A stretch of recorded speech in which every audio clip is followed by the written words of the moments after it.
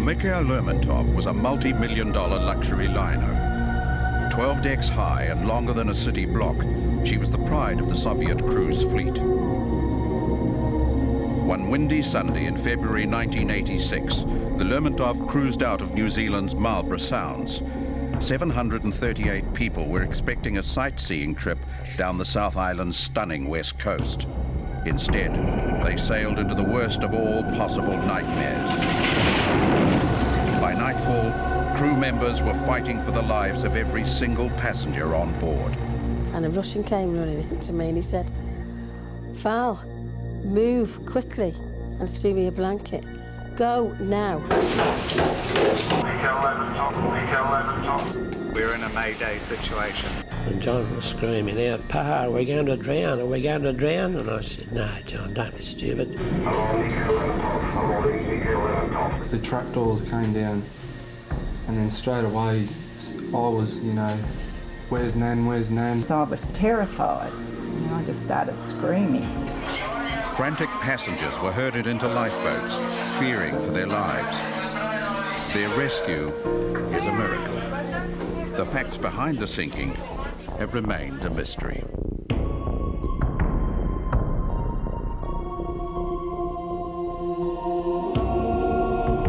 Two careers founded that summer's day. New Zealand pilot Don Jamieson gave the orders that ran the ship aground in this dangerous passage, and the tragedy that followed destroyed the Soviet captain's future. He was a harbor master, port of Picton. He was the person with local knowledge. He should have experience.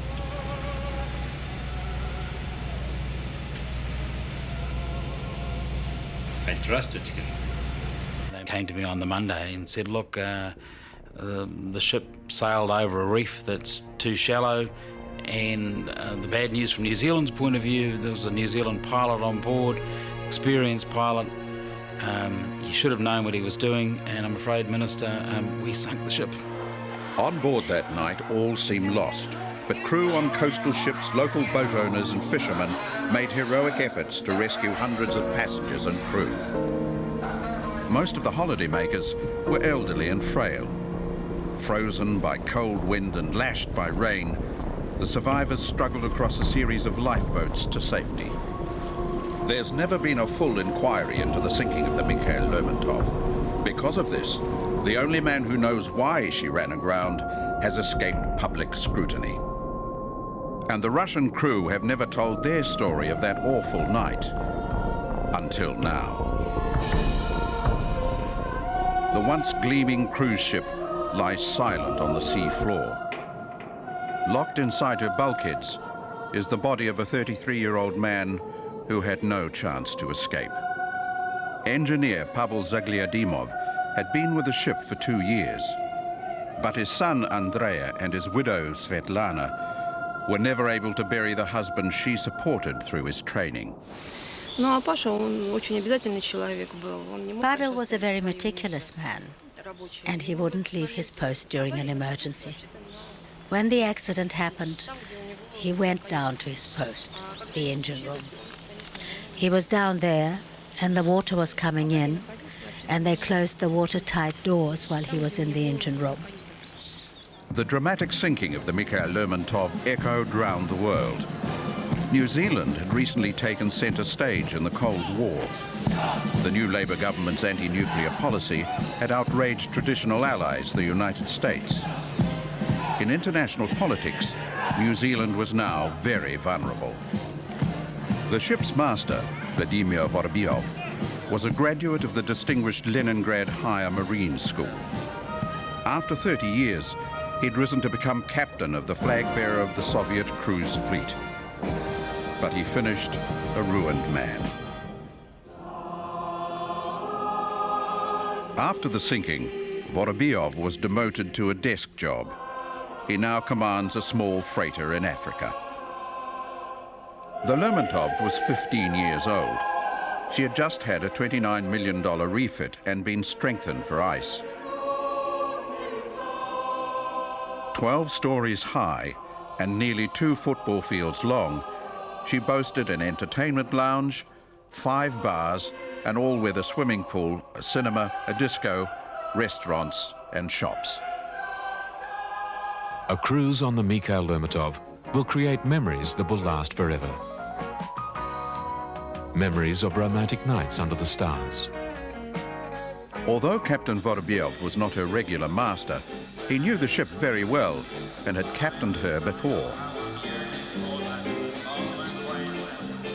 2 of the most flamboyant crew members were cruise director Peter Warren and singer Val Corvell. Both very experienced on cruise liners, they say the Lermontov's special charms made her extremely popular. It's just one of those ships when everything came together. It doesn't happen very often, but everything came together. And I think no matter who you speak to, everybody will agree the same thing. It was a family.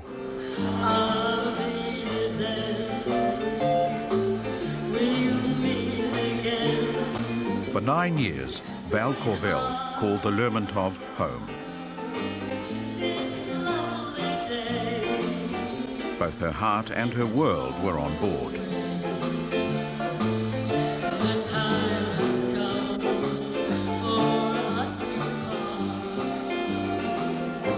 Well, it was the nicest ship that I've worked on, and I loved all the Russians and all the staff. I just loved them. Passengers boarded this ship of dreams for many reasons. Joan Dillon was recovering from her husband's recent death. The ship's elegance amazed her. The ship was a lovely ship. It looked beautiful. It was beautifully fitted out. The cabin was lovely. The lounges were all beautiful. And one particular thing that we saw was this beautiful, almost like a solarium or something, where they had all these beautiful birds. Here, with the relaxing sound of birds chirping in the background, you can meet with your friends and be served refreshments. Kylie Krellin left her boyfriend on the wharf in Sydney to keep her mother company on holiday. I could remember standing on the deck waving goodbye with a small tear dropping out of my eye saying, "Mum, I don't want to go on this cruise. Look, there's no one young." There were some who simply adored Russian culture. Nolene Roger was on her 3rd cruise. There was always a lovely entertainment. The Russians did most beautiful dancing at night.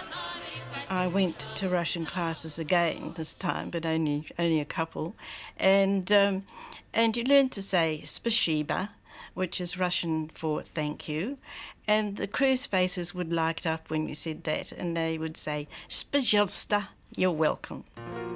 The passengers' feeling for the ship was nothing compared to that of helmsman Anatoly Burin.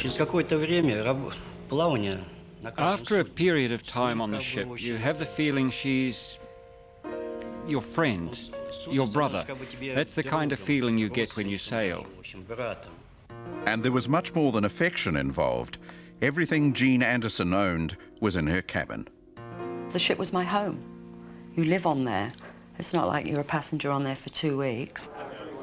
10 days into this luxury trip, orders from New Zealand pilot Don Jameson led to a tragedy from which many would never fully recover. In a night none would forget, more than 700 people would band together to save each other.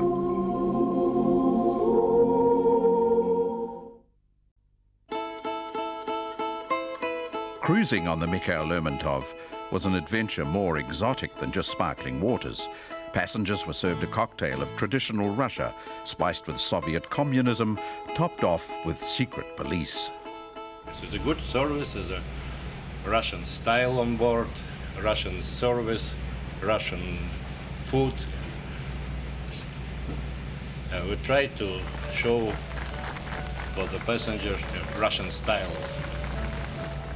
I mean, this was one wonderful selling point as far as the ships were concerned, because everybody knew about Russia, knew about the KGB, and here's an opportunity to actually get a taste, you know, a little taste of this communism.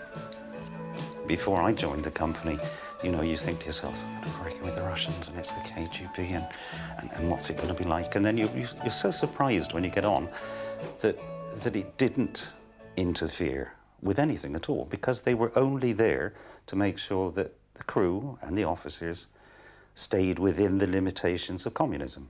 The journey to disaster started on a fine day in New Zealand's capital city, Wellington. During the Lermontov's last major stopover, pilot Don Jameson boarded the ship. At midnight, she steamed out of the harbour for the Marlborough Sounds. For 16 years, Jameson was Marlborough's only pilot, guiding hundreds of ships down the long fjord to the port at Picton. This time, a decision he has never explained in public proved the biggest mistake of an otherwise quiet life. Captain Jameson is a very upright man. He's honest, straightforward, great family man, very thorough in his profession, a good seafaring man. Jameson loves the Marlborough Sounds. He lives there still. His spare time is spent boating and fishing in deep waters around the maze of islands and inlets. He has always been passionate about promoting his home to the world.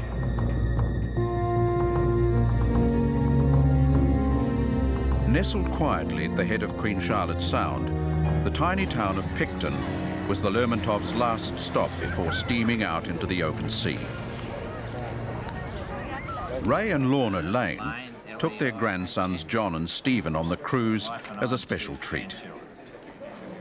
Picton, we arrived there about 6 o'clock in the morning, breakfast at 6:30, departed about 7:30 on a coach to Blenheim, which was very pretty.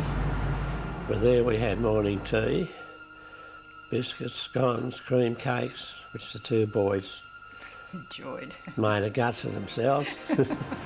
Got back to Picton, had our lunch about 1:30.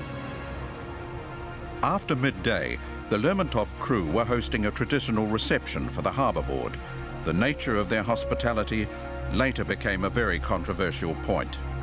I went down with the harbour master at the time, Captain Don Jameson, and we met the captain, some of the officers, and exchanged pleasantries, and then he asked us if we'd like to stay for lunch. I can't remember what we ate, but they did shout us a couple of glasses of wine, and I think I left the vessel about 2:30. Jameson accepted 3 drinks at the reception, but drank no alcohol at lunch. In fact, he was said to be joining the cruise with his wife. After piloting the vessel, the rest of the trip to Australia was his holiday. The Captain Jameson ordered to prepare for him and his wife as a good cabin. When the vessel arrived in Picton, he arrived on board without wife. I don't know why. Shortly after 3 p.m. on a Sunday afternoon, the Lermontov left port for the very last time. The captain and the pilot talked about their route. Vorobyov then placed his faith and the navigation of the vessel in Jameson's hands. This is a usual practice on board a Russian vessel. We discussed our plan, but we did not know the exactly route of the vessel, because we planned ordinary passage, not a cruising. Vorobyov had agreed that the New Zealander would treat passengers to some sightseeing on the route through the Sounds. He didn't know that passengers already had premonitions about the trip. One of the ladies we were travelling with, she had a dream the night before we arrived at Picton that the ship had sailed into an aircraft-like hangar and sunk. And when we arrived in Picton and we all hopped off the boat, and Pat says, "That's the hangar." And it was just, we all went, "Oh, wow, is that the hangar?" She said, "That's the hangar in my dream." And we all thought, "Oh, that's a bit hairy." But one of the conversations with Pat's dream, of course, was, what would you take if we sunk? And so we're all having a good old giggle. Oh, we've got to take your sunglasses in case the sun comes. We need a hat. Better take some sunscreen as well. And we better take some bourbon, or we better grab the smokes as well, and maybe a blanket in case it gets cold. This strange omen was echoed by a series of incidents that unsettled passengers and crew. Just moments after casting off, the Lermontov sailed unusually close to shore. It seemed to back out of the wharf at Picton, and it went round and went back. The back part of it seemed to hit a sandbank like the shore. Now, not for long, just a couple of minutes, and then the engines reversed and it took off and it was okay. When the ship was leaving Picton, I looked out and saw that for some reason the shore was close to its stern. It was so close to the shore. I'd never seen a ship that close. The Mikhail Lermontov continued to hug the coastline as the pilot began showing off the splendour of the sounds. We were passing a bay, and pilot Jameson turned into a guide and began talking through the loudspeakers about what we were seeing and describing the historical monuments and beauty of the area. One of the first historic sites was a wrecked settler's ship. While taking the huge liner in for a closer look, Jameson slipped on the wet deck and fell, hitting his head, while the ship continued to power closer to shore. On the bridge was New Zealand assistant pilot Gary Neal. He ordered full astern on both engines, and the ship did eventually pull up very close to the shoreline on the western side of Shakespeare Bay. It was a moment that the vessel approached too close, was my opinion. Yeah. But we use bow thruster and engine full astern and maneuvering around. The indication from the officer on the bow at the time was that we got to within 30 metres of the shoreline. The ship seemed to have a funny turn, and I was standing there next to some Picton people, and they said, "Goodness, we've never seen a ship do that before." On that occasion, the bow thruster had been switched off and the ship did not respond as anticipated. There is a well-beaten route out of the Sounds. Cruise ships leaving Picton normally make for the widest channel toward open waters. But on this day, Jameson directed the helmsman into a smaller channel behind Allport's Island. In clearing the island and turning away from the shore, the Lermontov had to make a hard right turn. And for the third time in less than an hour, crew watched the shore looming larger and larger. Well, we were up on the deck, and I have to say that at one stage it almost felt like you could put your hand out and touch the land. We just seemed to be so close. An hour after leaving Picton, there was a crew change, and the next shift arrived on the bridge. Captain Vorobyov discussed the sightseeing plan with the pilot and the new officers. Half an hour later, Vorobyov went below to change his rain-soaked uniform, leaving Chief Officer Stepanishev in command. Buren was at the helm, steering to orders given by Jameson. This single decision to leave the bridge, no matter how reasonable, destroyed the captain's career. According to the Russian Fleet Standing Order, the chief officer has equal right and equal responsibility with the master. I have a right not to be on the bridge because it was a chief officer duty at that time with the full responsibility. With 9 kilometers between the ship and the open sea, Jameson pushed her up to full cruising speed. The Lermontov should be clear of the Sound in less than an hour.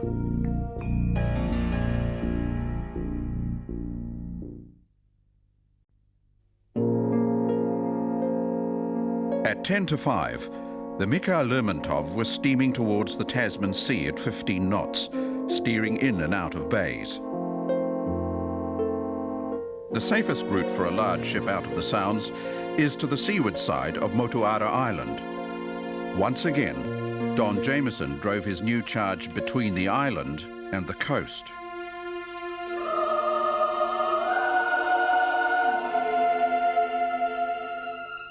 Ahead of him, at the northern tip of Cape Jackson, a small lighthouse stands battered and windswept to mark hidden rocks.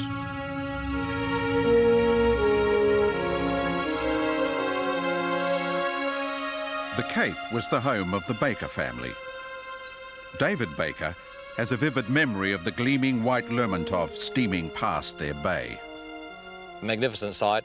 We hadn't seen very many or any ships of that size come through that area. Seen some smaller ones, so that in itself was special to have it that much closer. In his cabin, the captain ignored the erratic course as the planned sightseeing continued. My cabin, there was a repeater of gyro compass. I can check the course. The course was changed every 10-15 minutes. At 5:15, passengers' only thoughts of survival were about lasting till dinner. Some were warming up for vodka tasting in the Bolshoi Lounge. And for the Lanes and their grandsons, their busy day was winding down. I announced that we were going to have T-bone steak for dinner that night, New Zealand T-bone steak, which we were all looking forward to. So we all cleaned up. Stephen was tired. He fell asleep on the floor, and John was colouring in. At this point, the ship was on course to steam clear of the lighthouse and into open sea. Between light and shore is the notorious Cape Jackson Passage, a sunken rock shelf studded with pinnacles and raked by swirling currents. It was a channel that small boats travelled with great care. For the Lermontov, it was unthinkable. But at 5:21, with the ship off Kemp Point, Jameson gave an order to change course. It was the first in a series of turns, driving the dream cruise toward disaster. 9 minutes later, as the Cape Jackson Passage slid into view, Jameson issued another order to turn left. The most luxurious liner in the Russian fleet was now steaming straight at the lighthouse, marking Jackson Passage. The pilot gave the command 10 degrees left, so we swung left slowly for a long time. Then he gave the command hold a straight course, so we followed that course for a little while. 4 minutes later, with Jackson Lighthouse 700 metres ahead and approaching quickly, Jameson gave the final ruinous command. His course between lighthouse and shore confused the passengers and alarmed those on the bridge. Then he gave the next command, left 10 degrees. We were passing 0 degrees, so I had to report the course. The next command was, hold this course. On our right was a lighthouse, and there were breakers. And to the left there was an area of still water. Not a very extensive area, but quite enough for the ship to travel through. It looked like a regular passage. As we turned, I saw Stepanishev go towards the porthole and talk to the pilot. At the same time, I looked at the pilot and saw that he was standing in an unnatural way. He was leaning against the bulkhead between the two windows. He had his head on the wall and his right hand against a porthole. I looked out the porthole and I saw this Cape Jackson light. And I thought, that's strange, because beyond the light was nothing but sea, ocean. And if you have a light like that, it should have a shore in the background. So I thought, this is very strange. Despite the chief officer's concerns, Jameson held his course. Still ploughing ahead at 15 knots, the Lermontov took 3 more minutes to slam into shallow rocks. You can hear the metal, the sound of metal being torn, and some blows of the vessel like that. But not very strong, but you can feel that it struck something. At best, the Lermontov's hull might have cleared the hidden reef by just 4 meters. The ice-breaking bow grazed past the rocky outcrop, but the wider hull section was ripped apart. Those huge gashes can still be seen, 25 meters long and half a meter wide.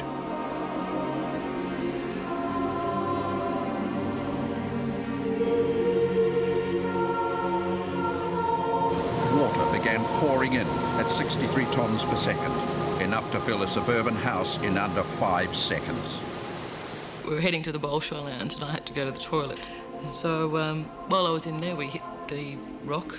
At the time I thought, oh my God, did I do that? We ran up onto the deck and I looked at the wake of the ship, which is normally like a green path, and it was full of sand, muddy and dark. Incredibly, on the bridge, Jameson issued more orders to turn left. Apparently, in a daze, he was turning the Lermontov back onto the shore. The stunned helmsman was finally saved by Captain Vorobyov. We were thrown a little to the right. Then the pilot gave the command to the left. That means the left wheel. We began to turn left and there was a rocky shore ahead, and even if we had been able to swing without hitting the shore, we would have turned back onto the same rocks.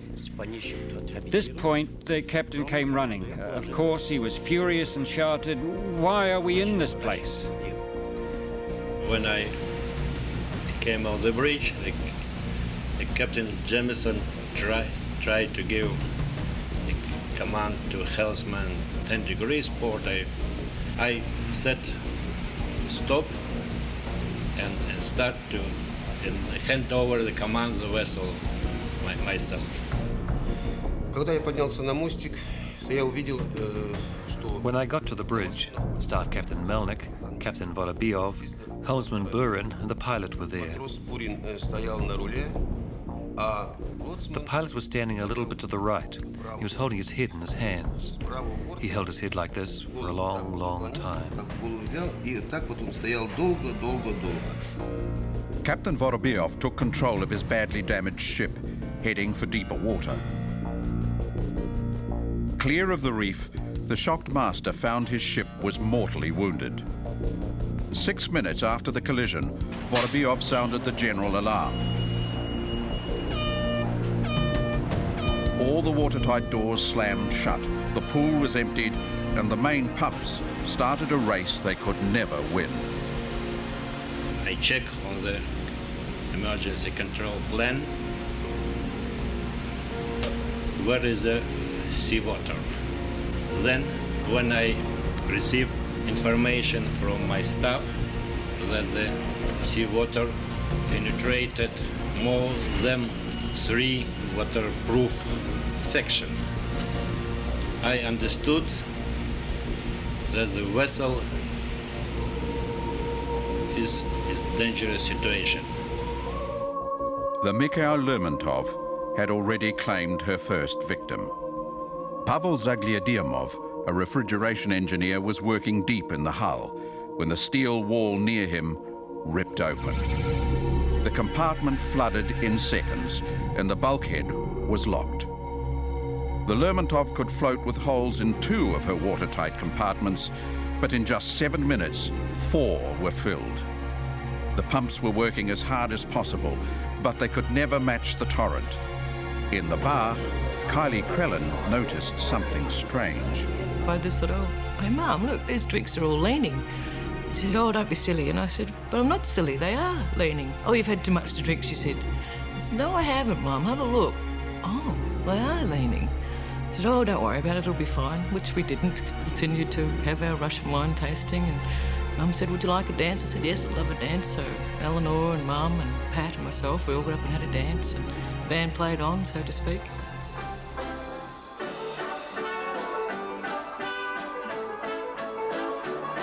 the band was playing and some of entertainers was giving explanations, and passengers were tasting wines. And the cruise director came on the stage and said, look, ladies and gentlemen, apparently we have hit the rocks, but it is not much we can do about. What do you prefer while we are going to the coastline, that the show goes on or that it stops? And the people started to shout, oh, the show must go on. So.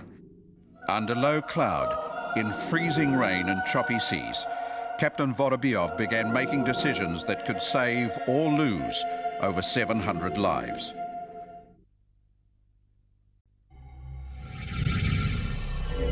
Just moments after crashing headlong into the sea floor, the Lermontov started the perilous list that her crew knew would take her to the bottom. Но в силу конструктивной особенности судна, то есть вода продолжала... The water began to come in through the lift wells and through the ventilators. It began to cut off the technical equipment, which affected the balance of the vessel and the safety of navigation. И на безопасность мореплавания. То есть начало выходить из строя электрооборудование, распреть щиты, которые могли повлиять на движение.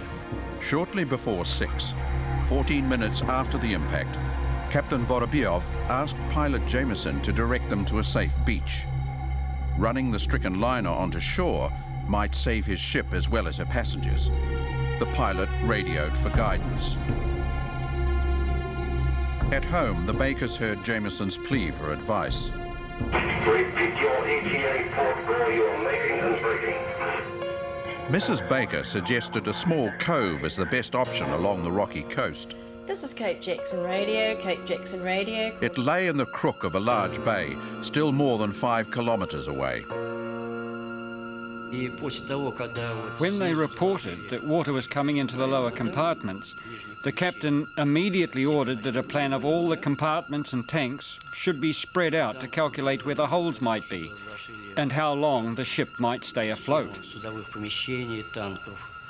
His terrible calculations proved very accurate. Vorobyov has 4 hours to beach the sluggish ship, or to save the passengers before she sinks. It was a plan to proceed as close as possible on the sand beach and disembark passenger. The ship was difficult to steer. We had to maneuver using the engines, first the left and then the right. That's how we travelled to the bay.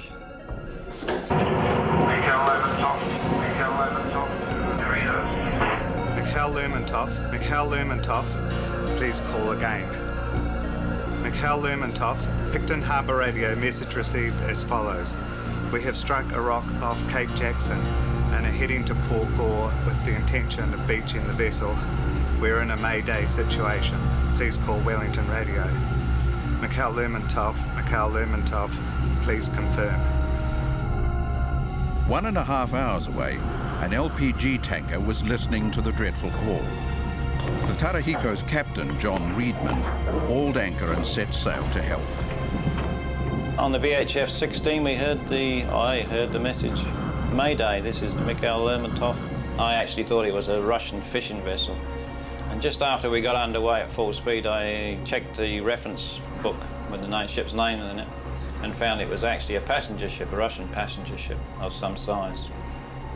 So that got our interest up, and we were speeding along at maximum speed to the area.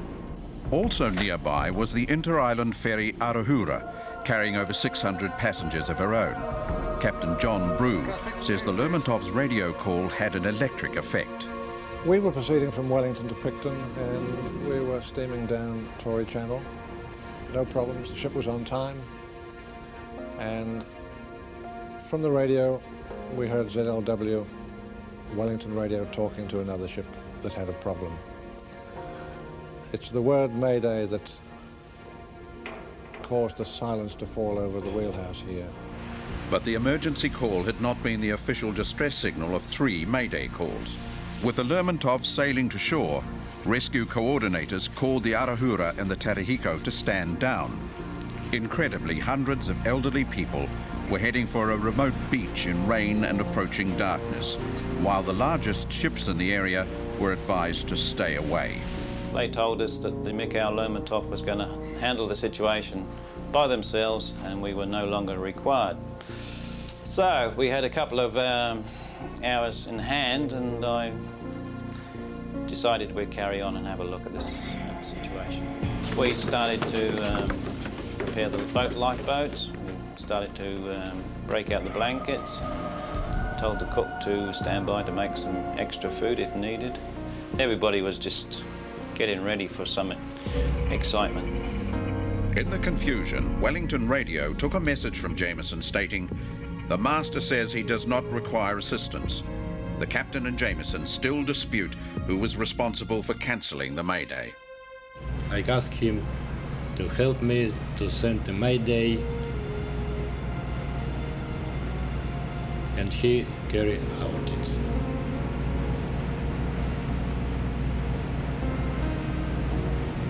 I did not cancel. I never spoke to the Russian captain at all, so in theory my presence there was breaking all the rules of the sea. To speak to the pilot was not the done thing. It's actually the Mayday situation should come from the master. And the pilot is only there to advise the master, so what I was actually doing was wrong. I never got permission from the Russian master at all. Sitting high on the point at Cape Jackson, the Bakers were listening to the same radio confusion that John Reedman wisely ignored. Cape Jackson Radio. The Bakers made a decision that probably saved hundreds of lives. They rode over the ridge to have a look for themselves. Came to the top of the hill and saw a ship just out off the western side of the Cape, about 2 nautical miles in, heading into Port Gore, listing to the starboard and showing at least a couple of metres of anti-foul on the stern. So to us it was a ship not looking particularly happy. And as we watched it go further up into Port Gore and appear to be listing more, we realised that the situation was serious. Yeah, and it grew over a period of an hour, that from what was an assessing situation to, hell, we may need to do something about this, what are we going to do? Finally, there were people who understood the urgency. The Bakers hit the radio. They called only those they knew could handle such a dangerous situation. The enormity of the task galvanised the locals into action. Just got into the house to sit down for evening meal and the Mayday call came out.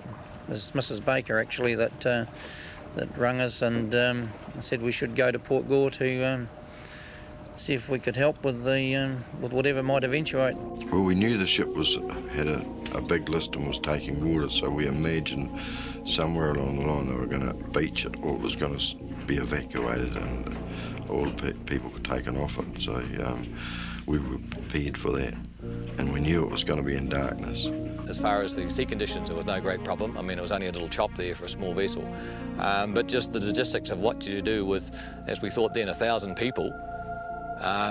There were 2 fishing boats in there, which we found out later, and that was all. Pretty mind-blowing, pretty scary. On board, cruise director Peter Warren raced upstairs to see if he could help.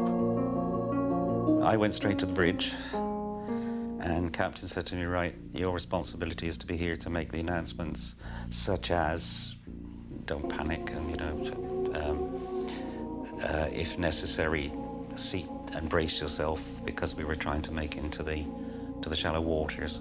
The voice came over and said, ladies and gentlemen, just to tell you there's nothing to be alarmed about.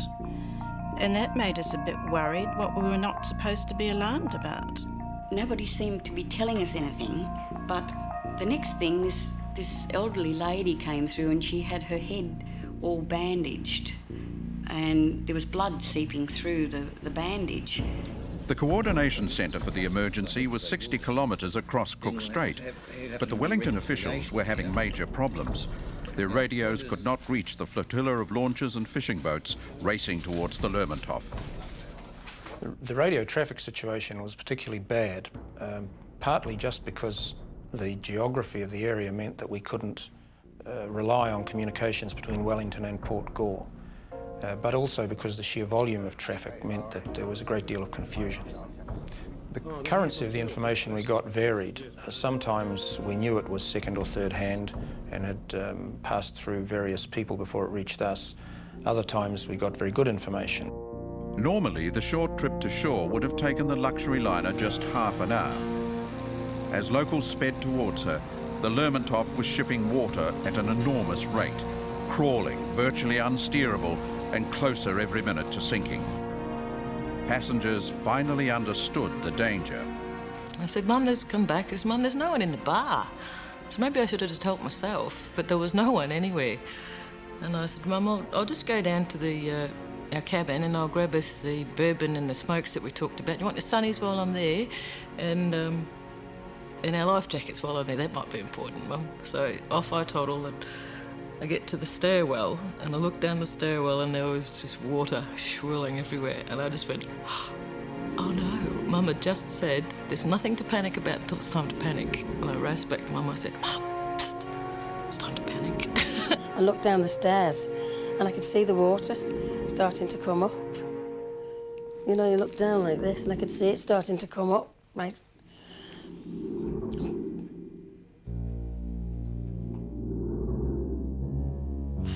God, I was scared to death.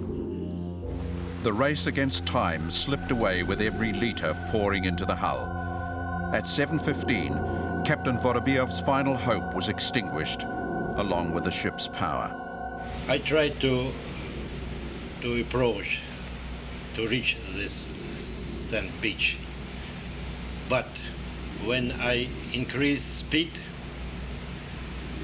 increasing penetration of the seawater in the engine room. The water had already reached the main switchboard, and we couldn't get the main engine started again. The ship's momentum couldn't carry her to the beach, so we gave the command to abandon the engines. With her engines drowned, the Lermontov was uncontrollable, and now beyond all hope of reaching shore.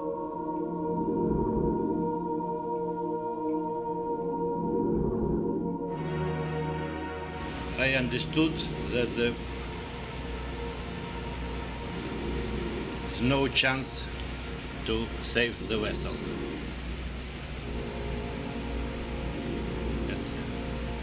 It was clear for me that it's necessary to save passenger and crew as soon as possible.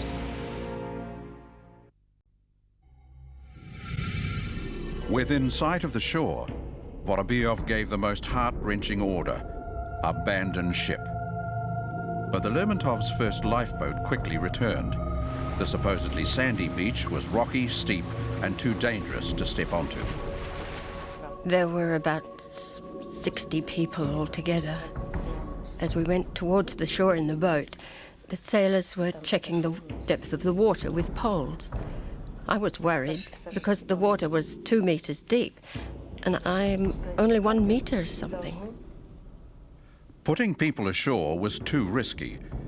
The desperate captain now ordered crew to load up the lifeboats and transfer passengers to the rescue boats. As night fell, so did the rain. Just before 8 o'clock, the Tarahiko arrived to find a calamity unfolding. They spoke to pilot Jameson on the radio. Mikhail, Lermontov, Tarahiko. Mikhail, Lermontov, as soon as you get here, the better anyway. It's so far getting dark here. We're right at the top corner of... Keep a check on the distance. We couldn't actually see it because it was a dark night. It was a heavy rain. The wind was about 25 knots. And visually we saw it about 3 to 4 miles away. She was listing about 20 degrees to starboard. Lifeboats were being launched. Okay, in light of the railway ferry coming, do you wish us to take passengers still? I'll have a look at the situation here. If you can get something, there's just a few less to worry about, in my opinion, even if we get to her after she gets here. And the stupid part about it at that stage was, still didn't think there was anything really, really wrong. And I bought some, on that cruise, I'd bought some really nice crystal glasses. And I remember putting them on the bunk and wrapping them all up in the blankets so that if anything happened, they wouldn't get broken.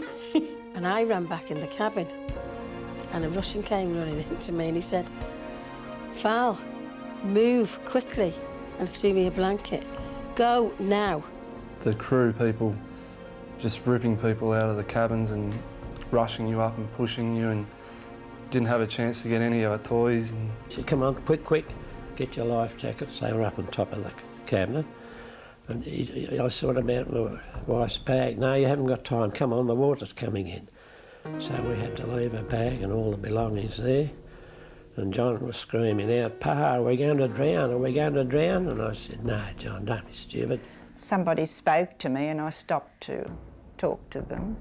And of course then I went on, and just as I started to move forward, the watertight doors closed. So Ray, Stephen and John were on the other side, and of course I was terrified, and I just started screaming. the trapdoors came down, and then straight away I was, you know, where's Nan, where's Nan? Then one of the crew came along, stewardess, and she grabbed me. She was very, very good, and she literally pulled me up the stairs and took me right up to the top deck. When we finally got to the top and we met back up with Nana, we felt a bit more safe that we were all back together again. Well, all I could say was, no, you're not going to drown, boys. Don't worry. But of course, being at that age, naturally that's what they thought. But at the same time, I thought we might too. At 9 p.m, the Arahura was still half an hour away.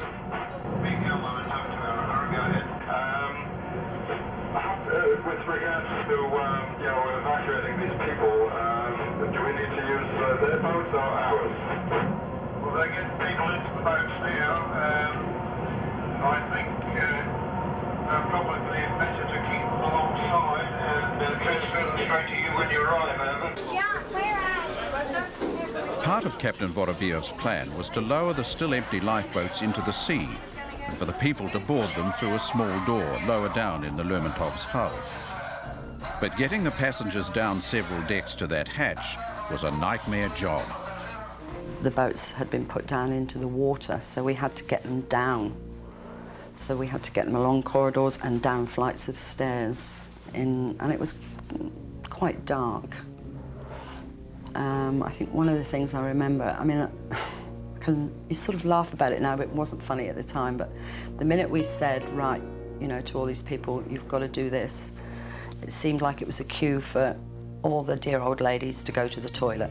They all wanted to go to the toilet. We didn't know why we were being taken back inside the ship. And of course, when you're on a ship that's starting to list very badly, the last thing you want to do is go inside the ship. But by this time, the ship had listed more, and we just were all hoping that it didn't give one final movement and we'd be gone. We went down to H deck, and the lifeboat was level with the deck then, and the Russians were standing beside the lifeboat, and it was very difficult getting into the lifeboat, and I just said to them, I can't jump, and they just stretched out their strong seaman's arms and said, come on us, come on us. I was just about to come out the cabin and the ship seemed to take this tremendous lurch, and then it went completely black. All the lighting, everything went, all the lights went out, and I was in this cabin in this pitch blackness. And you lose all sense of direction of where you are. And I was tugging and tugging on what I thought was my cabin door to get out, and it wouldn't open. And that's when I thought, I'm going to drown in here, I really am. I went to my cabin to get the safe and all the documents I have to carry with me. I pulled out the drawer of my desk, and inside was a packet of personal photos. I was going to put them in my bag, but I realised that if I took them, it meant that I wouldn't be coming back. So I put my photos back in the desk. At 9:35, the Arahura finally arrived. With over 600 of her own passengers, she took as many survivors as she could handle. We're navigating on radar entirely, and we crept into Port Gore. We saw the lights of the gas carrier, so we had his position.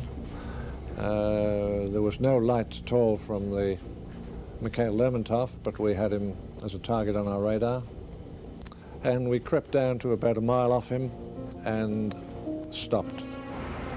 Well, when we put our lights on in there, it pierced the blackness, but only marginally so. It's amazing how the darkness eats a light unless there's something to reflect. You know, you sort of go back to all those physics lessons at school, you know.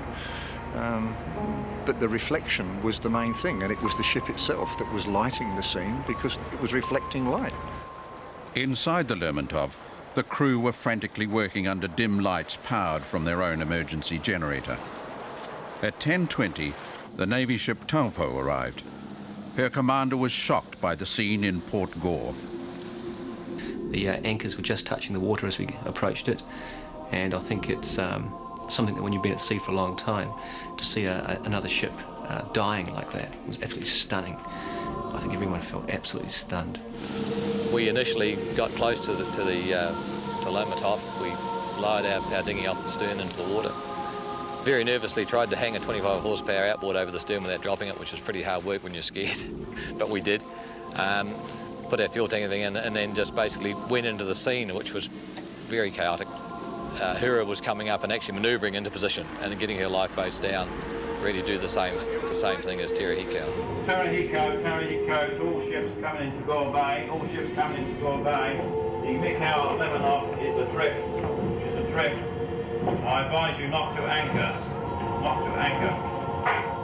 4 ships and over a dozen small boats now shadowed the stricken Lermontov as she drifted helplessly out into deeper water.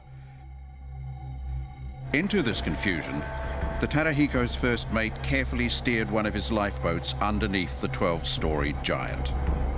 We could see that passengers was crowding at the gun port door, and we took on about a dozen, 15 survivors. Because there was a Russian motorboat approaching us, we didn't want to be trapped alongside this towering ship, which was slowly but surely and visibly listing further towards us. During these frightening maneuvers, a passenger fell unnoticed into the churning sea.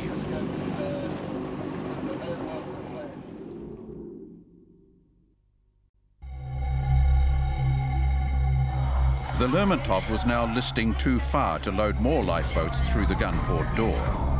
The crew tossed rope ladders down her steeply tilting side. The calm evacuation was turning into a desperate race. We got to the end of a long corridor. I felt like chariots of fire running. You just couldn't run fast enough. So we were running as fast as we could on a listing ship, and there was just a purser or someone down the far end, and they looked like they were miles away at the end of a tunnel going, come on. We had to climb over the edge of the ship and go down the rope ladder. The crew were pushing you and, you know, in their own language, I suppose, saying hurry up. Because of the list of the ship by this time, the rope ladder ran out, so you just had to jump. It wasn't easy for a young fella, or it wasn't easy for the old people either. But I remember saying to Pa, let's jump, let's just swim, you know, because I knew I could swim. There was a great big plate glass door and it was banging open and shutting. So I put my back on the door and held the door closed with my back and helped all the passengers down the stairs. Because by the time I'd helped them, it was going. The captain ordered me to go around the ship once more and check that everyone was off. It was difficult to move. I felt as though I could hear the ship breathing, and I realized how difficult it was for her.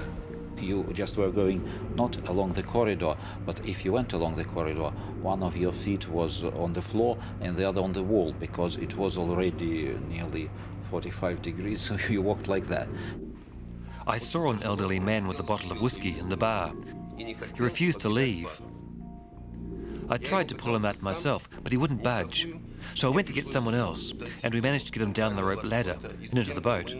Most of the passengers were all already evacuated. We just found one old lady in a library and an elderly couple, people over 80, just sitting in their cabin.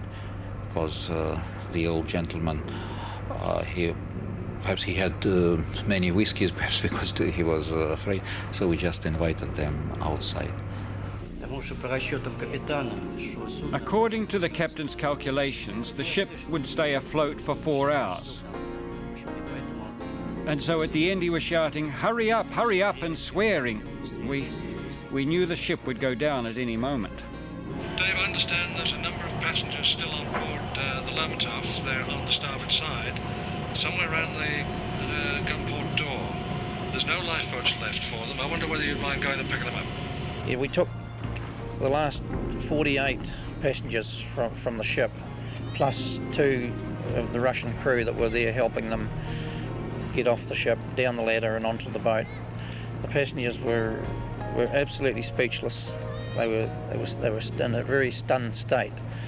It was a very frightening experience getting from our lifeboat into their lifeboat because it was choppy and we were winched up the side, and then it was very difficult to get from the lifeboat onto the slippery deck. There was one elderly lady who was badly gashed leg, and I remember the steward and I went to help her down because she couldn't walk, and we put our hands underneath to lift her up, to carry her and support her. And she said, "Oh, careful boy," she said, "I've got no panties on." We sighted someone in the water. We saw a small light, which we think was a life jacket light. The crew identified they had an elderly man in the water who they dragged on board. I could see that there was a man who was blue, whitish blue at best. He viewed himself as incredibly lucky. He explained to us that his light on his life jacket wasn't working, and he had the presence of mind to sit in the water and dismantle it and rebuild it and get it going. The Russian crew and the rescuers had performed a miracle, but now they could do no more. We saw the captain, dressed in his uniform and cap, appear at the stern. He got into a motorboat, and when we saw him move away, we did too. The ship began to sink, on a steep angle, the right side in the water. At first she was sinking slowly, then she just vanished.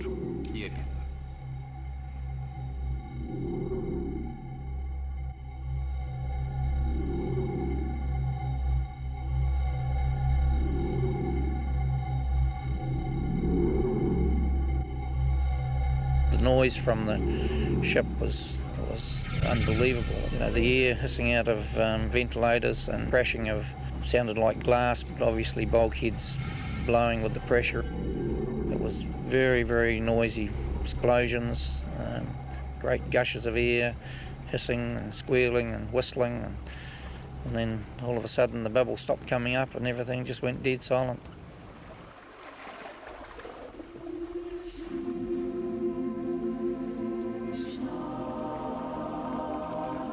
We had crew who were, say, 2 years in the Navy to crew who'd been in the Navy 20 years, and no one had ever seen a ship such as that sink. And I think when you spend your life professionally at sea, to see another ship die in that fashion was just amazing, absolutely amazing. So we went back to this cargo ship, and they let us come on it. Let us go on it. And that's when all the Russians were there, and they were crying.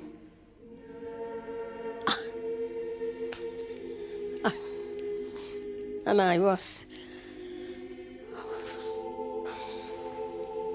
They said,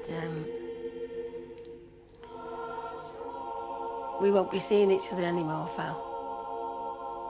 We realized that the Lermontov had sunk, and at 11 o'clock, the New Zealand sailors put out a cross of light over the water where our ship had been. This is when the tears came, and I wept and wept. It was a storm of tears, and the sailors cried, and everybody cried. Some of the passengers were injured, and the crew's prized possessions lay on the sea floor. They were all exhausted and distressed. And they wanted an answer. How did this unthinkable accident happen?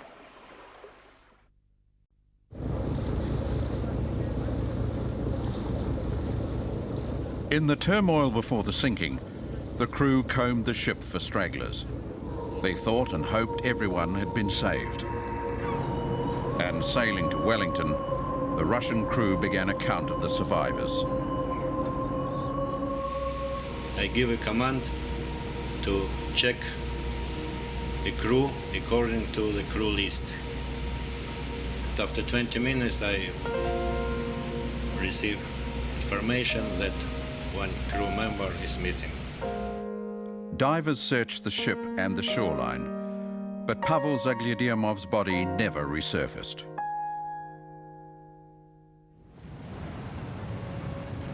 At 5 o'clock on Monday morning, the dazed passengers stepped back onto dry land in Wellington. For the first time in nearly 12 hours, they felt physically safe. The injured were hospitalized. Some had broken bones and hypothermia. Many were in shock. But in this extraordinary rescue, all 440 passengers with an average age of 70 years were saved. In the confusion of their arrival, pilot Don Jameson's union colleagues spirited their man away from the authorities. When they arrived in Wellington, he was under guard by 2 Russian officers, and they weren't letting him out of their sight. The union at the time, General Secretary John McLeod, managed to arrange for Don to go to the toilet. And when he went to the toilet, they managed to whisk him away and get him out of the clutches of the Russians. He left the ship quietly and unnoticed. That's all I'm going to say. Captain Brew lent Don Jamieson his jersey to hide the gold braid. We proceeded to leave the ship. I consider that one of our first major achievements, getting past all the print media, electronic media, without even being recognised, and into our office. And we even got past the police too. The union and lawyers kept Jamieson out of the public eye. Even after he returned to Picton, he made no public comment. Meanwhile, distraught passengers were trying to recover their composure. After the trauma they had suffered, the holidaymakers spent an unsettled night in Wellington hotels. The next day they went home, their exotic trip cancelled permanently. Leaving the captain and 4 officers, the rest of the crew flew back to Russia to face an uncertain future. Our company met us. They addressed us while we were still on the plane and said to us, "Dear people of the Lermontov." And there was almost like a howl of tears through the plane. I looked all around, and all of us were weeping. In Leningrad, a new widow carried on with her life. For 3 cruel days, Svetlana had no idea her husband had been killed. We heard it on the news, but it wasn't the official bulletin. It was the Voice of America. We had no idea it would have been Pavel, because the bulletin said that a sailor had died in the sinking, not a mechanic. On the Monday, I got an official note to say it was the Mikhail Lermontov, but it wasn't until Wednesday that I learned it was my husband.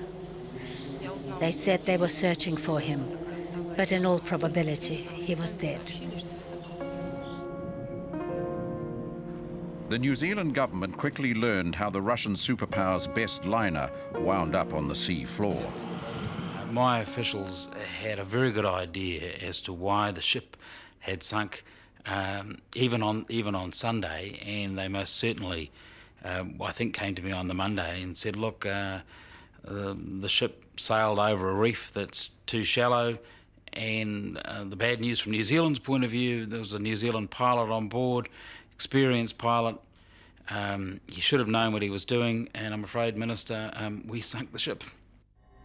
The government immediately launched a preliminary inquiry and appointed Captain Steve Ponsford, a Ministry of Transport investigator, to run it. It took 1 week to interview the Russian officers, the rescue boat captains, and the New Zealand pilot Don Jameson. The inquiry has been criticised for several reasons. One of the criticisms was that Steve Ponsford was a personal friend of Jameson's. Before the inquiry, I had known Captain Jameson for many years as a friend and as a seafaring colleague. I didn't find any difficulty whatsoever in conducting a preliminary inquiry in which Captain Jameson was one of the main witnesses. The public expected the inquiry to recommend a full investigation or further legal action to repair the loss of the $100 million ship. A full and formal inquiry is the norm following shipping accidents on the New Zealand coast, but Captain Ponsford stunned the marine fraternity when he advised against it. As far as I was concerned, I had established the facts leading up to the sinking of the Mikhail Lermontov, and in my opinion, a formal investigation in a court would have achieved no more than what was achieved during the preliminary inquiry. And I recommended accordingly, and the Minister accepted my recommendation. Oh, I thought the findings were absolutely accurate. In fact, I've never seen anything to make me change my mind. So the Minister delivered the report to bemused journalists. The government felt it had all the answers and was not interested in the questions.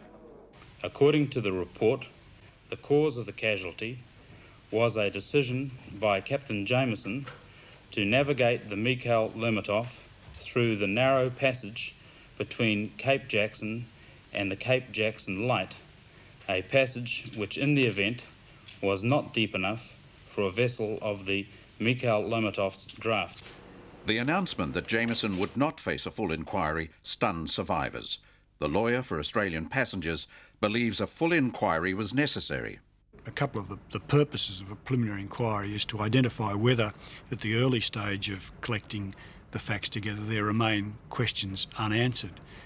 And at the end of the preliminary inquiry, there were many questions unanswered, not the least of which is why what happened.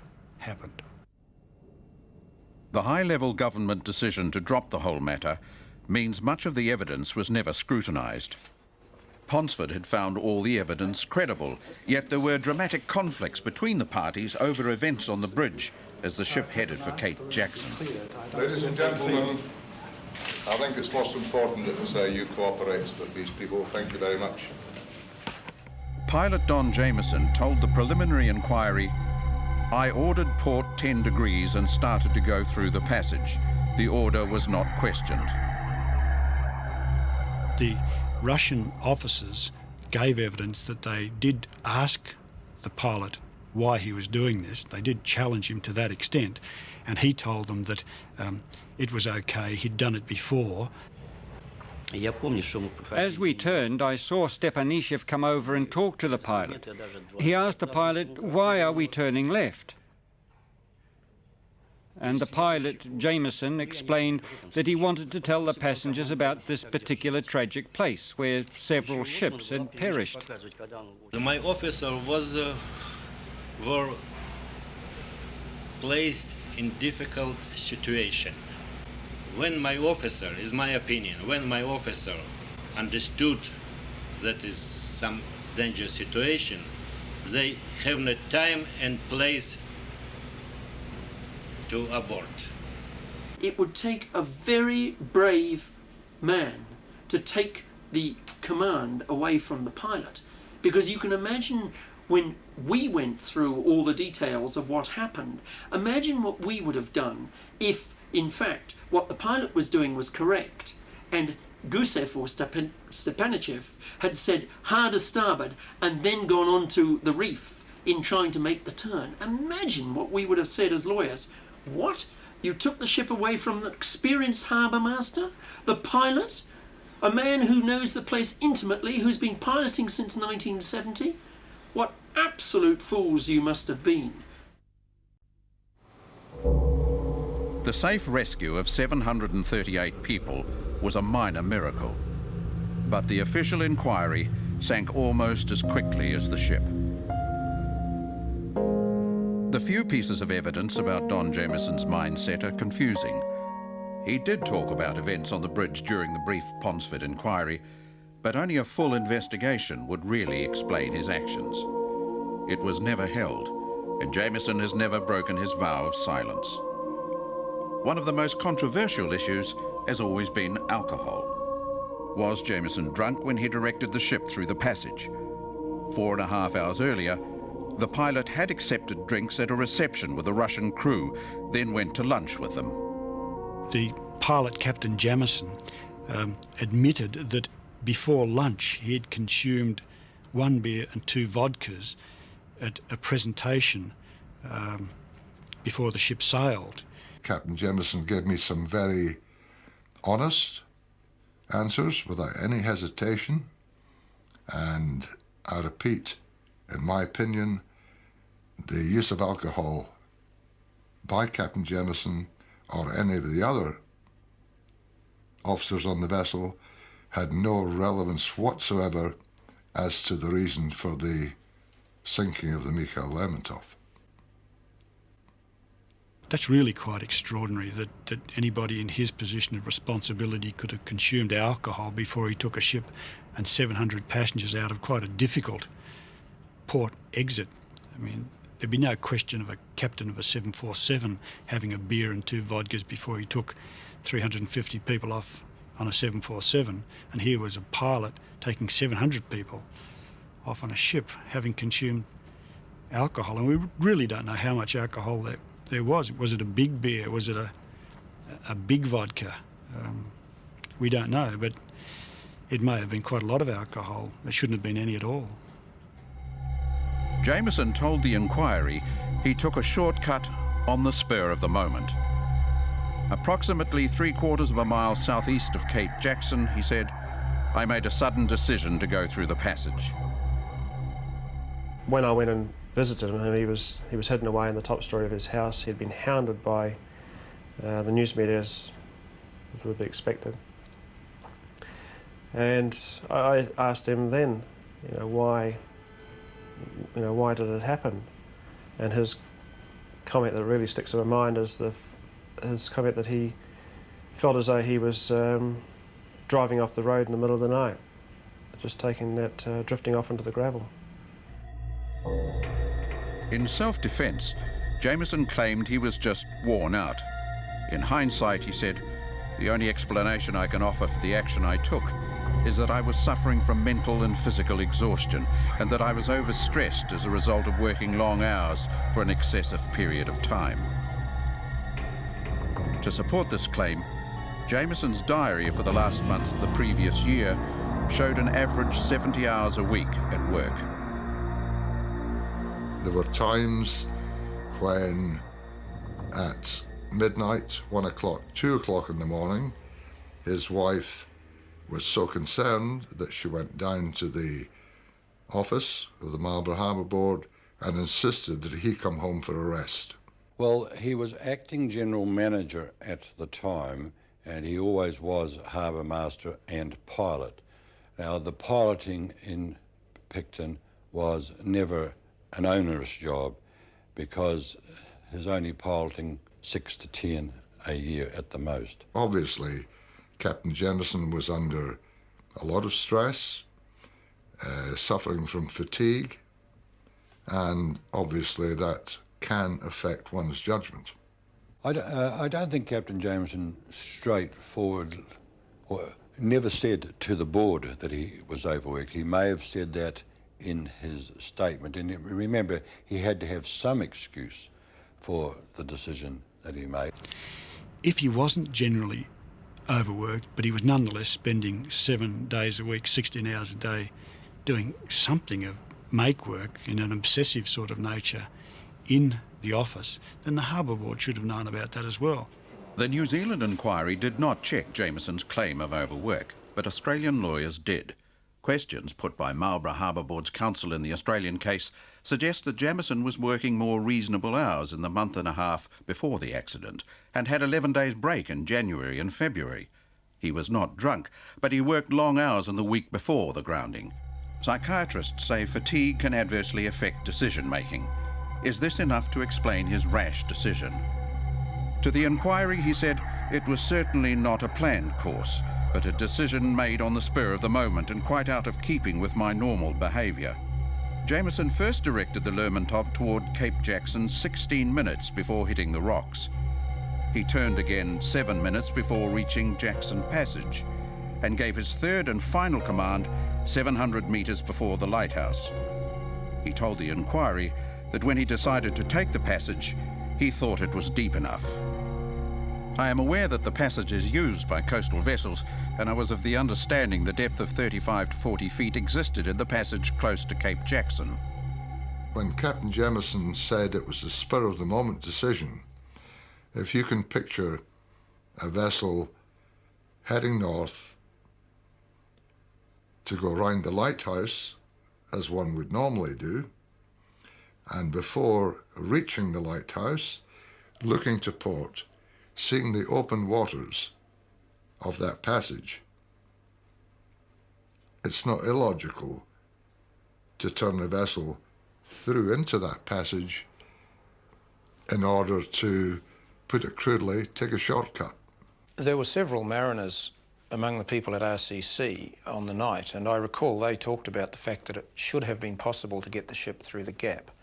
As long as the tide was right and the ship was in the right position, it was possible. There is room there for a 100-foot wide ship. I think the ship was, if I remember, it was 100 feet wide. There is more than 100 feet between the pinnacles, but with the tide running and a ship of that size, my thoughts are that you get the bow through, but by the time you got the stern through, the tide would swing you one way or the other and catch you on one of them. The Lermontov needed over 8 metres of water. At best, during high tide, she could have cleared the reef by less than 4. The hazards are clearly marked on marine charts. The blue shading is shallow water. The dotted line shows a depth less than 10 metres at low tide, and the crosses show there are hidden rocks. The lawyer for the Russian government believes that Jameson simply wanted to be the first to prove the passage was passable. He also, I think, had this real need to show his prowess as a seaman, and that's why he liked to be taking the ship close into shore, and he obviously got a thrill from broadcasting over the public address system to the passengers and basically conning the ship in areas where no one else would take it. In the case of Mikhail Lermontov, I can only speculate that perhaps this was a case of attempting to break new professional ground. Oh, I've never had any doubt. I think the reason is that he had a rush of blood to the head, that he was showing off that day.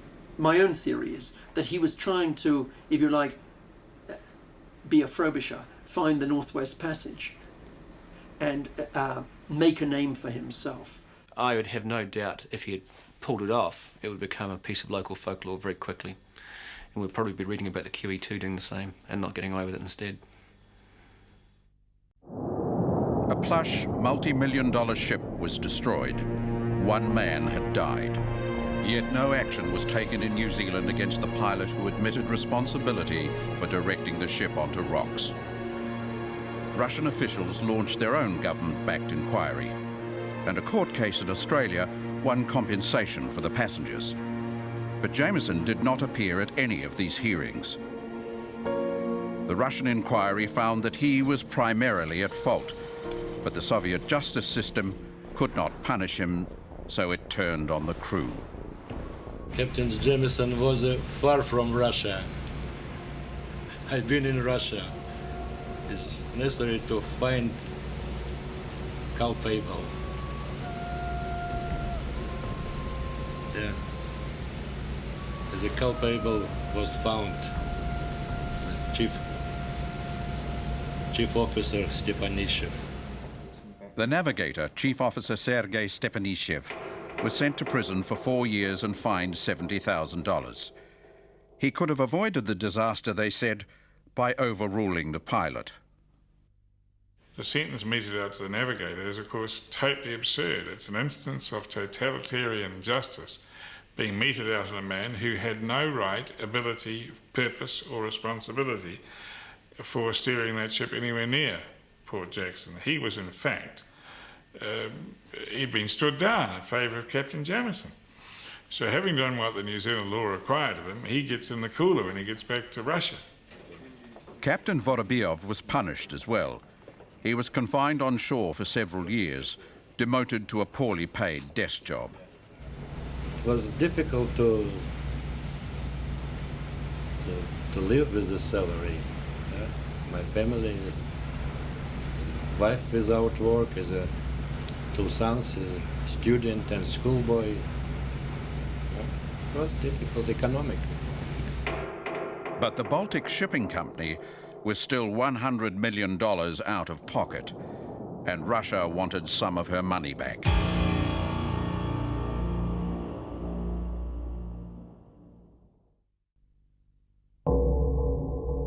The Soviet government's salvage experts recovered valuables and emptied the Lermontov's fuel tanks.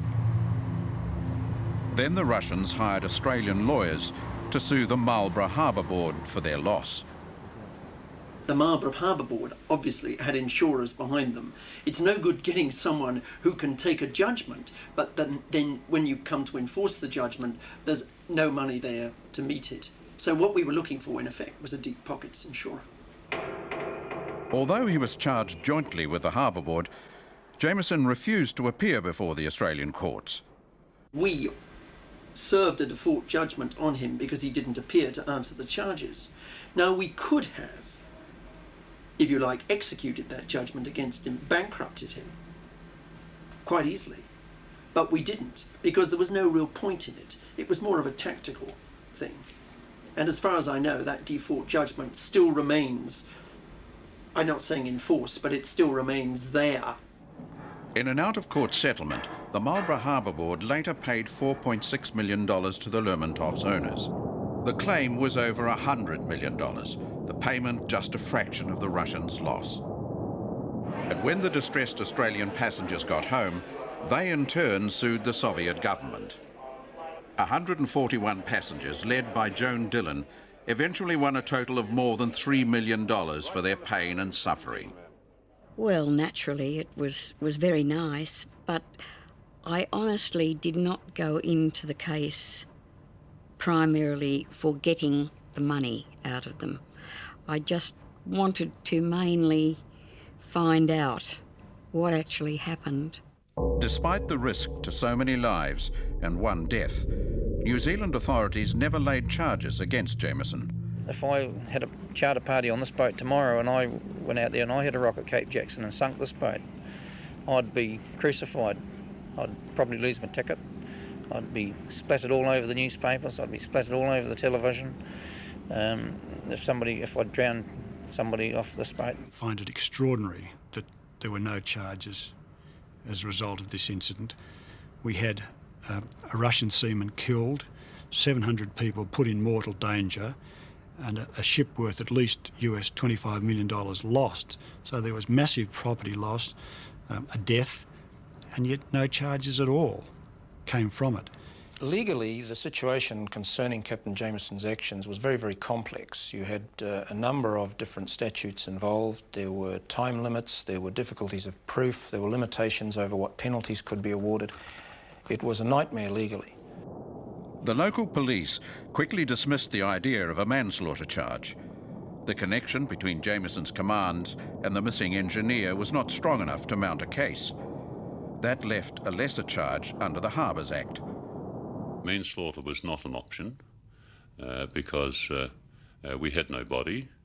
There was no relationship between the act or omission that was possibly committed by Captain Jamieson and the possible death of the Russian seaman. The only prosecution option was a breach of the Harbours Act that was endangering the ship or the safety of the passengers on the ship. And the penalty for a breach of that section was a fine of $1,000, yes, or 2 years imprisonment or both. Although the police had a case, no charges were laid. The penalty was just too small compared to the cost of flying the Russian witnesses back to New Zealand. If I was presented with the same facts today, I would make the same decision today. That is, that I would not prosecute Captain Jamieson. Although Don Jamieson surrendered his pilot's licence for the Marlborough Sounds, he kept his jobs as acting general manager and as harbour master in Picton. The Marlborough Harbour Board was dissolved 5 years after the sinking. Jamieson is now master of a small inter-island freighter.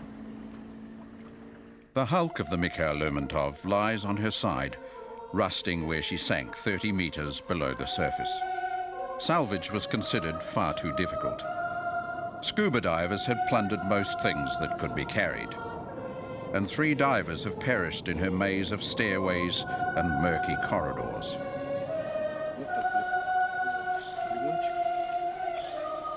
Every year, the Lermontov's crew and families make a pilgrimage to Pavel's grave in Leningrad. Among them is a young man who never got to know his father. I was 5 years old when he died. Well, not quite 5, still 4. I remember he used to take me to his ship and show me around, but apart from that, I just remember isolated moments, like how he took me to town and some of the things we did together. The burial site, the grave, is really symbolic because his body wasn't brought back. They couldn't reach the compartment in which he perished with the ship.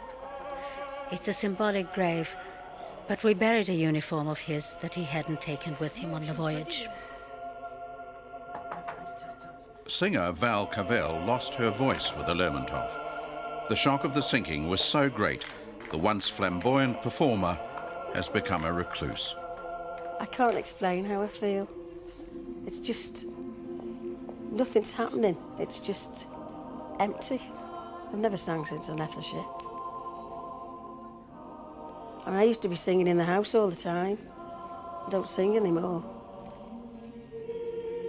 13 years after the sinking, Kylie Crellin and Joan Dillon sailed bravely back into Port Gore.